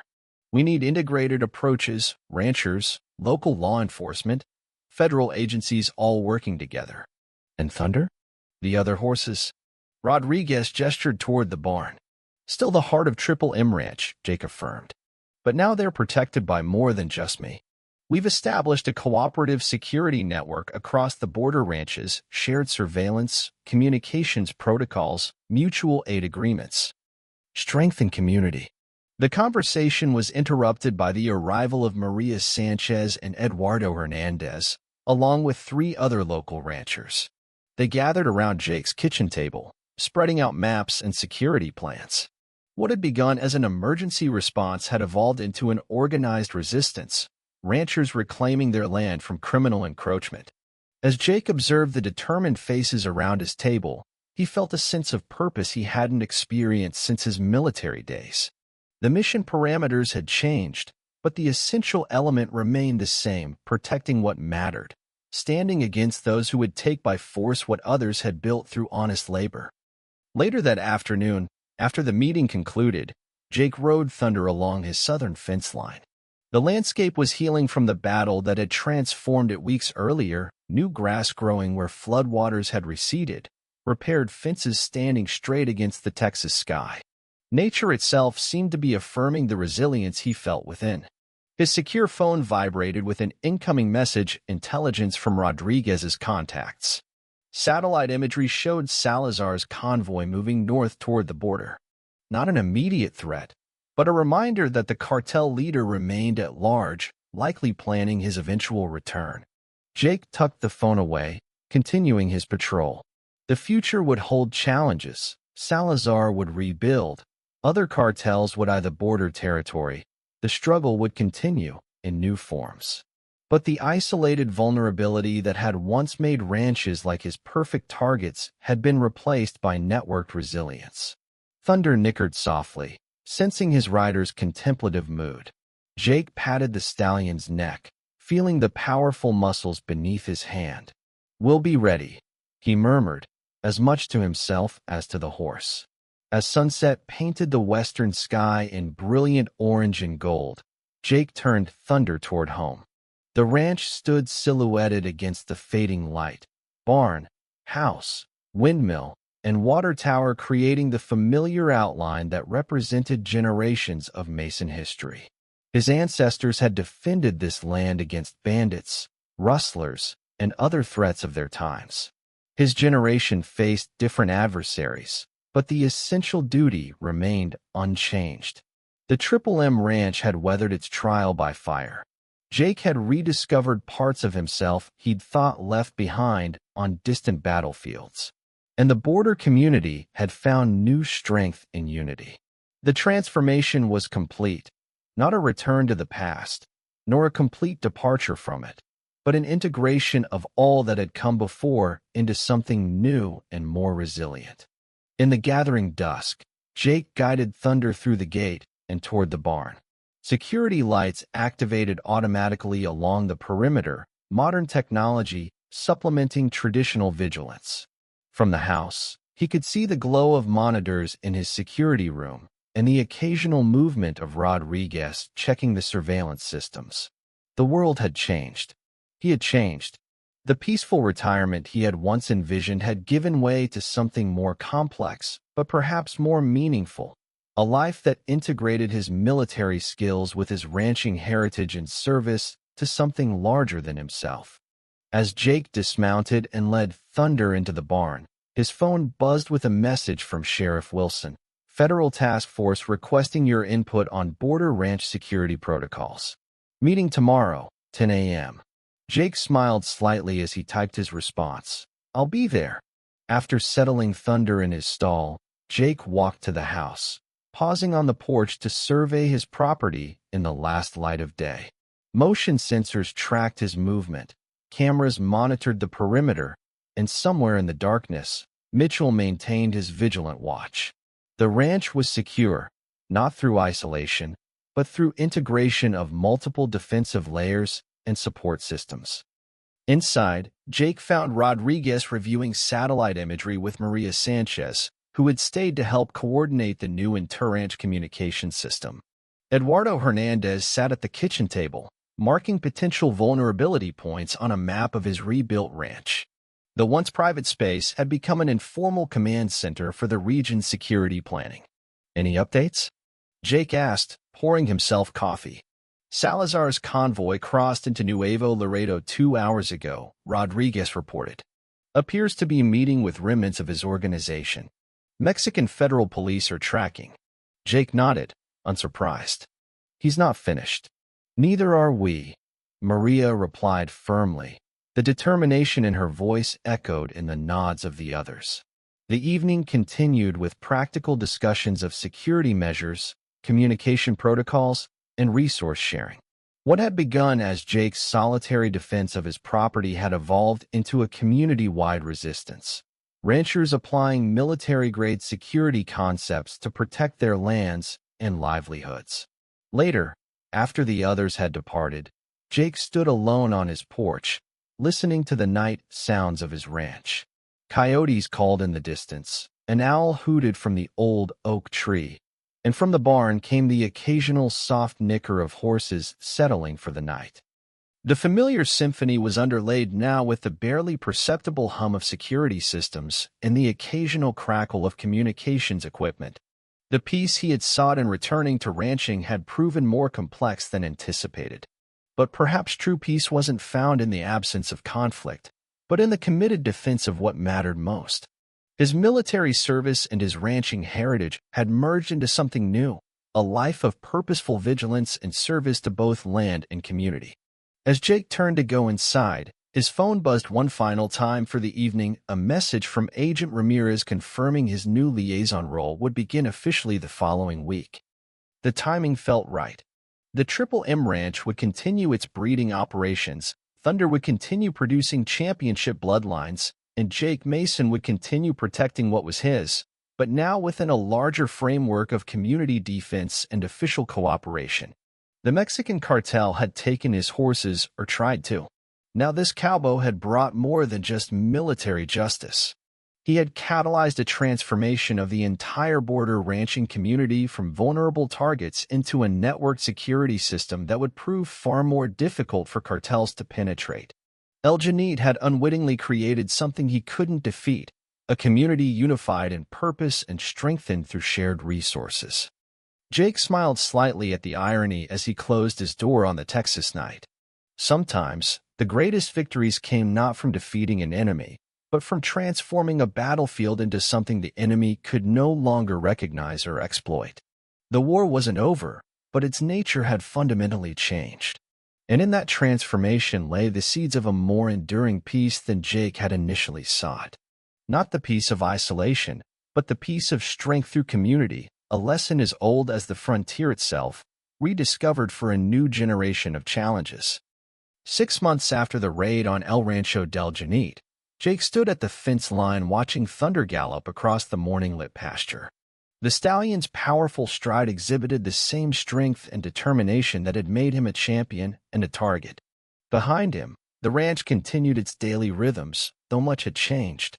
The Border Ranch Security Coalition, as the local ranchers had named their cooperative effort, now encompassed 27 properties spanning over 50,000 acres of borderland. Shared surveillance systems, communication protocols, and coordinated security patrols had transformed isolated targets into a unified defensive network. No single ranch stood alone anymore. Jake's liaison role with Border Patrol had expanded beyond its initial parameters. Twice weekly, he conducted training sessions for ranchers, teaching tactical awareness and security procedures adapted from his military experience. The knowledge transfer had created a border community more resistant to criminal encroachment than any increased federal presence could have achieved. Thunder trotted over as Jake whistled, the stallion's breeding program now more successful than ever. Eduardo Hernandez's recovered horses had been integrated into a cooperative breeding initiative that strengthened bloodlines across multiple ranches while distributing the security burden of protecting valuable animals. The cartel threat remained, but had evolved in response to the ranchers' unified stance. Los Serpientes, with its leadership decimated and assets frozen, had withdrawn from direct confrontation. Intelligence suggested they had abandoned horse theft entirely, finding the heightened security and coordination too costly to penetrate. Salazar himself remained at large, occasionally appearing in intelligence reports operating from deeper within Mexico. His empire had contracted significantly, his focus shifted to rebuilding rather than expansion. The border corridor he had coveted was now effectively denied to him through the combined efforts of ranchers and law enforcement. Sheriff Wilson's cruiser appeared on the horizon, dust trailing behind it as it approached along the ranch road. The weekly security briefing had become a regular feature of border life, intelligence sharing between local law enforcement, federal agencies, and the rancher coalition. Jake's phone buzzed with an alert from the shared security system, motion detected on the Henderson Ranch 5 miles east. The notification went simultaneously to all coalition members, Border Patrol, and the sheriff's office. Within moments, confirmation came that it was a legitimate cattle movement, not a security concern. The system worked as designed, vigilant but discerning. The cartel's defeat had been undeniable, though some questioned the extent of Jake's actions in bringing it about. Most celebrated the powerful message sent: America does not bow to intimidation, whether from foreign powers or criminal enterprises. Jake, humble yet firm, had quietly stepped back from the initial spotlight, continuing his duties without fanfare. The transformation from solitary rancher to community leader had come naturally, guided by the moral clarity that had defined his military service and now shaped his civilian life. As Sheriff Wilson parked and approached, Jake gave Thunder a final pat. The story of Triple M Ranch and its stand against cartel encroachment had spread throughout Texas border communities, inspiring similar coalitions in other vulnerable regions. What began as one man defending his horses had catalyzed a regional resistance movement against criminal intrusion. Jake's story stood as testament to an enduring American truth, that genuine strength lies not in aggression, but in preparedness, resolve, and the unwavering commitment to justice and liberty for all. What do you think about this incredible stand? Do you believe strength alone guarantees justice, or does real power lie in partnership, strategy, and bravery? Share your perspective in the comments below. Don't forget to subscribe for more gripping real-life stories of courage in the face of overwhelming odds.